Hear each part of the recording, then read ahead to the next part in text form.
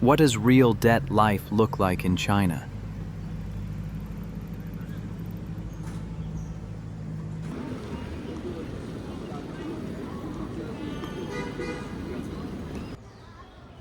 At my worst point, I was about $103,000 in debt.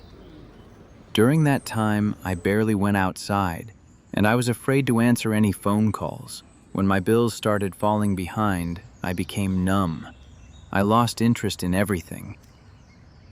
I put my phone on silent back then, and I've never turned it off since. I was afraid of hearing it ring.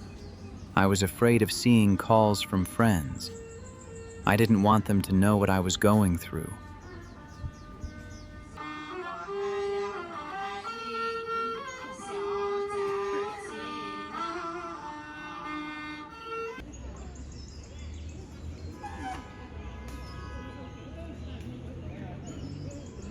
When friends invited me out, I kept saying no. Over time, we just stopped talking. So now, I don't really have any friends. Back then, I rarely left my place. I often felt like my life was already over. I had no motivation to look for a new job.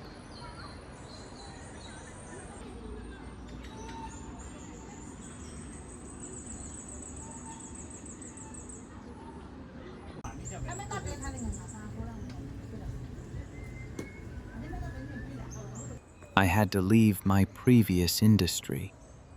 Because if you want to get into a decent financial company, they usually run background checks, including your credit history. I was living off the little cash I had left.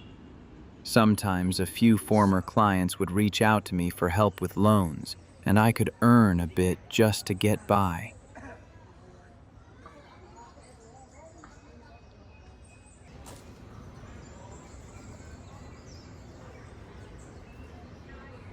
During the pandemic, I spent most of my time at home. I didn't have much to do, so I was online a lot. One day, I came across a YouTube creator sharing how much money he made from videos. That was the first time I realized you could actually make money on YouTube. It caught my attention, so I started learning about the platform and tried making videos myself.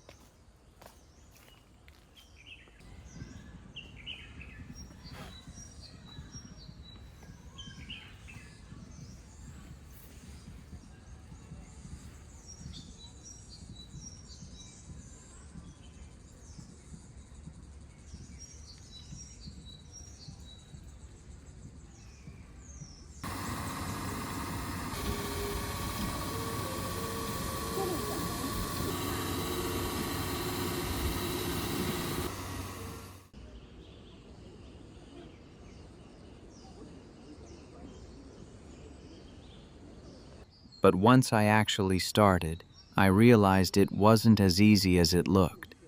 At the beginning, my ex-girlfriend and I were still together. We made some DIY-type videos, but they didn't perform well. Later, I also tried making gaming content.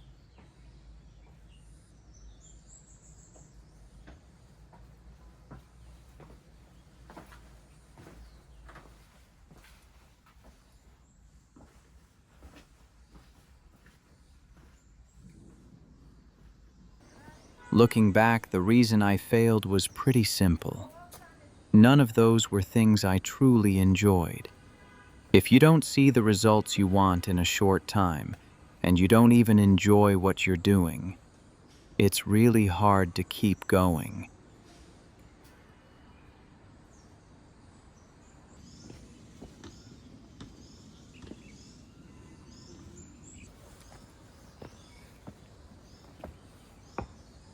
After that, I kept trying different types of content. After a while, my new channel finally started to gain some traction. I'd rather believe that it was the little cat that brought me some good luck.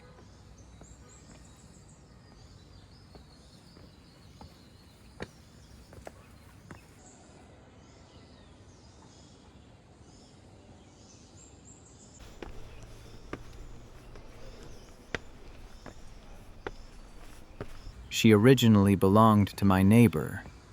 One day, she came over to my place from the balcony, but was taken back.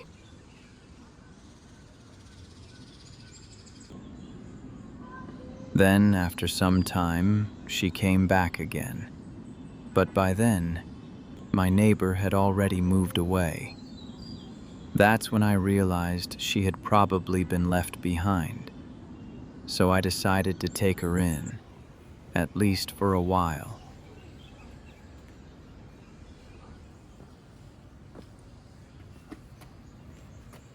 I was living alone at the time, and having her around made me feel a little less lonely.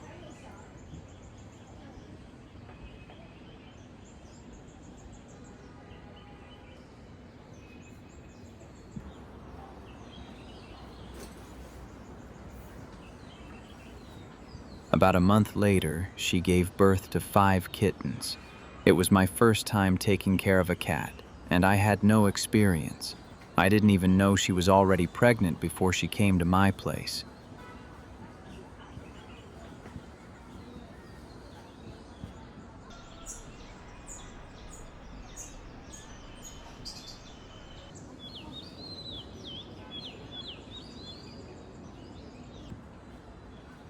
My neighbor used to have a dog, so maybe she was just trying to find a safer and quieter place to give birth.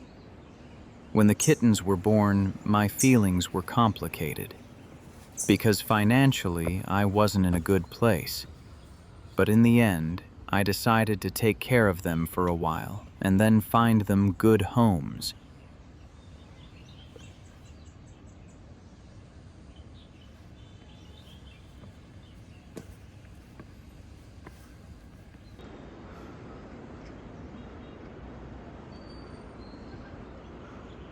They were playful and sometimes chaotic, but their presence brought me comfort during one of the hardest times in my life.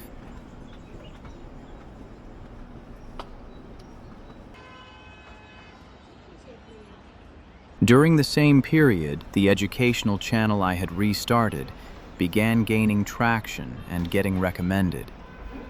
Just over a month later, I was able to monetize the channel. At that moment, I felt a glimmer of hope once again.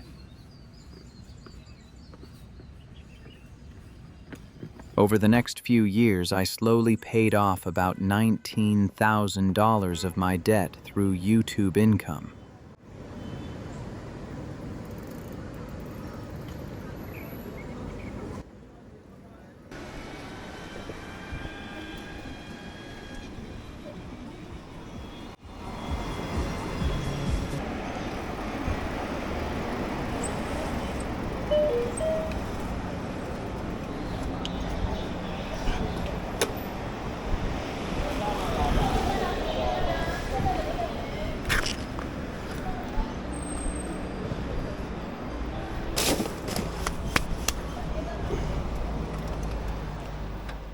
I thought this way I could slowly pay off my debts, but unexpectedly, everything came to a sudden stop.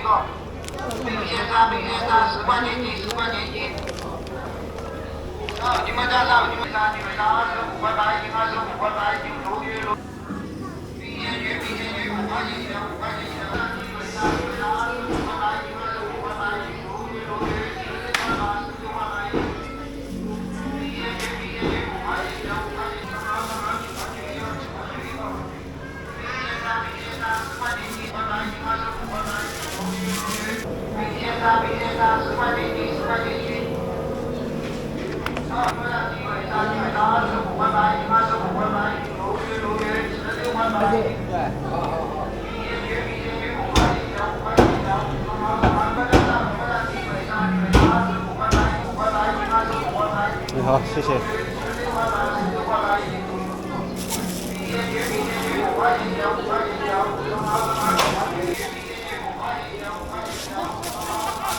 你这个有你要怎么进？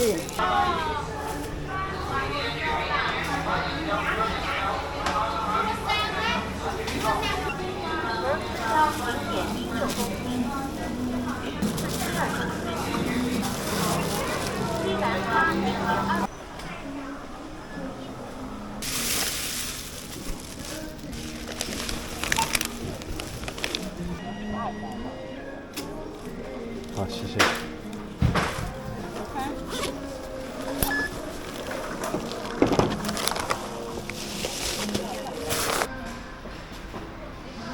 My financial situation improved a little, and I finally did something I had always wanted to do.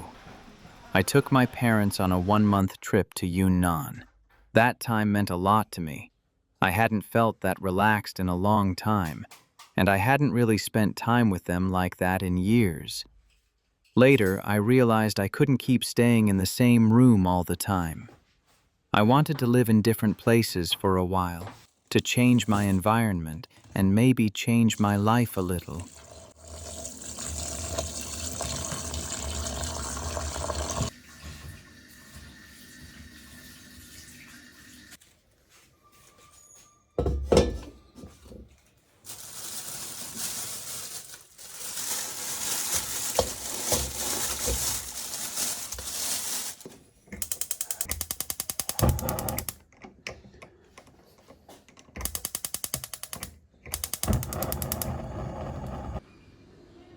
But things didn't keep improving.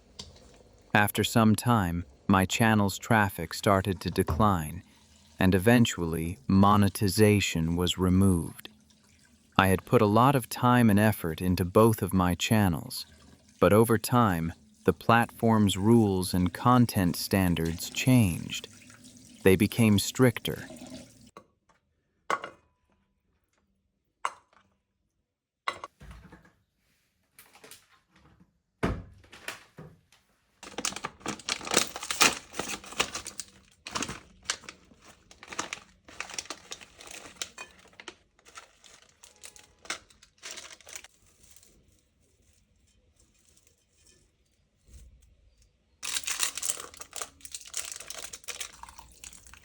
I used to use some public video clips when I was making fun pop science videos.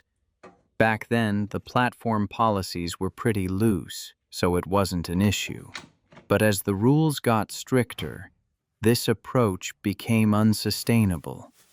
Even though I added a lot of my own ideas and original content, my monetization was still revoked. That's when I knew I had to make a change. That's also why I decided to start from scratch, and how this channel came to be. In real life, I'm actually a pretty introverted person. I'm not good at making exaggerated expressions on camera, and I'm not great at hyping up emotions either. So I chose this kind of style. Simpler, quieter, and more real.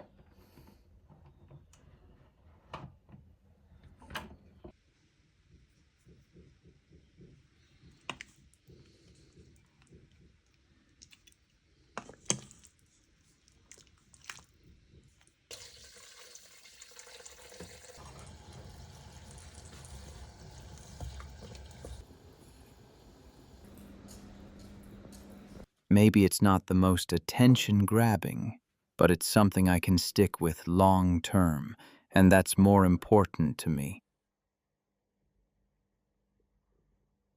So that's pretty much my story with debt. Over the years, there were lows, and there were small improvements. There were wrong turns, and there were adjustments along the way. I don't know what the future looks like, and I don't know how far this path will take me. But at least for now, I'm still moving forward, little by little. And this feels like a new beginning.